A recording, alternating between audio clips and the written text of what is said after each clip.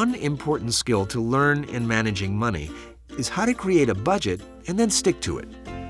With incoming bills and money spent on groceries, transportation, and housing costs, it's easy to lose track of where your money is going and how much of it you have at any given time. So, here's the statistic for you on budgeting, and we all know why the statistic is the way it is, and that is that 90% of budgets fail. Why? Because they're no fun. That nobody likes a budget. I like budgeting as much as I like dieting. Ugh. And what you have to also do is you have to kind of reframe the language in there.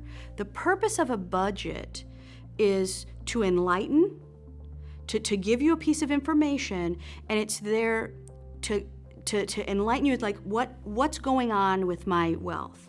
That's the first point of it. Then the second is it's supposed to give you an entryway into a better way. Shouldn't nobody tell you, well, the first is coming up, you got to pay your rent. Oh, don't put the money away in, you got to eat. Wait a minute, hold on, don't put the money up yet.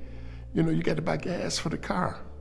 Miscellaneous things that go wrong. That's what with my kids, I got to at least keep 80 or 90 bucks on me just for them for oops. What's oops? Well, oops is anything I don't know might come up. The purpose of a budget is to help us learn how to only spend the money we have.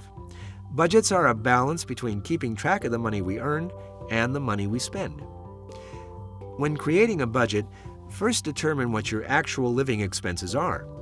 This may include fixed monthly expenses, regular expenses that are due every month, such as your rent, periodic expenses, bills that you pay once or a few times a year, such as your car insurance. If you don't plan for these expenses, they can throw you into a crisis when these bills come due. Flexible expenses. This includes things like food, clothes, and household items. You need these items, but you have a choice about how much you spend on them. So we're enlightened. We got our numbers. We know what everything means. Now I need it to be an entryway. I need it to be able to bring me somewhere. And what's the place that you want it to bring you? Do you really want to have more money? Do you want to be more efficient? Do you want to save for something different, right? Money buys choices. So when you're doing a budget, you're really looking to say, how can I make these choices work better? These are the things I gotta do, I don't like these choices.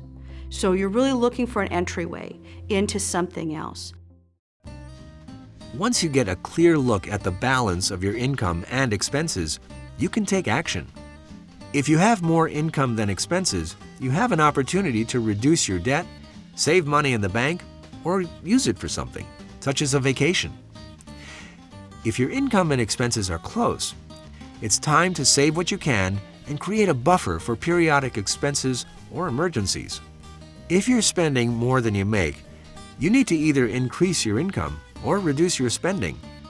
It's usually easier to cut back on spending. Start by looking at the budget you've created. Look at the amount you're spending and where. Is it easier to spend less on a group of expenses or eliminate individual expenses until you're back in balance? We feel it's very important for people to go through what they actually are spending, whether that's going back through their checkbook and their credit cards. And when you're going through it, you don't want to say credit card bill is one of the expenses. You want to know what those expenses are on that credit card bill if you are using a credit card, and get a detailed idea of what your expenses actually are. And that'll give you the opportunity to reflect, is this what I value? Is this what's important to me? And a lot of times going through this process, you'll find out you're not spending money in areas that are important to you.